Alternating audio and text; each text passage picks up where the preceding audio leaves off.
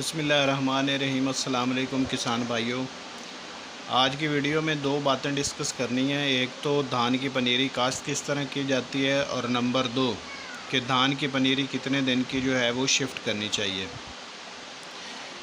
ये आप जो देख रहे हैं ये कैनात की जो है पनीरी काश्त की हुई है। कैनात धान की जो पनीरी होती है तकरीबन 15 मई से इसका जो है काश्त करने का टाइम जो है शुरू हो जाता है। और ये वाली जो है सामने आप खेत देख रहे हैं, ये जो पनीरी लगी हुई है ये तकरीबन ये लगी हुई थी आज 6 से 7 दिन की ये हो गई है, यानी कि बिल्कुल जो है वो उग चुकी हैं।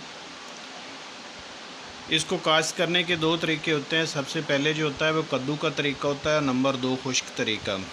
कद्दू का तरीका इस तरह होता है कि आप सबसे पहले ज़मीन को अच्छी तरह लेज़र लैंड करवाएं, उसके बाद उसमें अच्छी तरह हाल चलाएं, फिर उसको कद्दू करके उसमें जो है सीड का छट्टा करके उसको ऊपर से पानी लगा दें।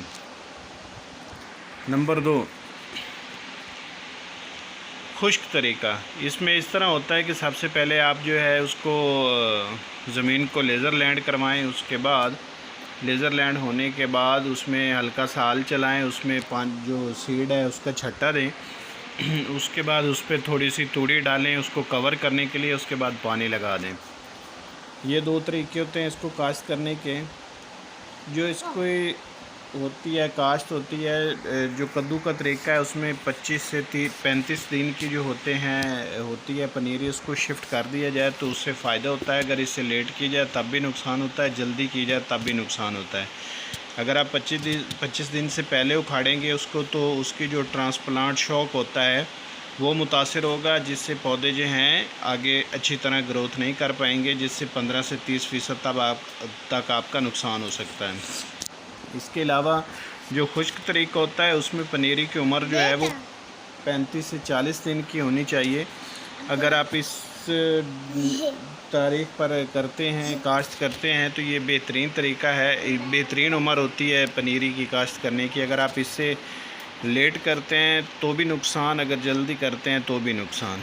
अगर आप 40 से 50 दिन के बाद काश्त करते हैं तो उसके जो हैं वो शगुफ़े कम होंगे, और इससे शगुफ़े कम होने से पैदावार में नुकसान होगा।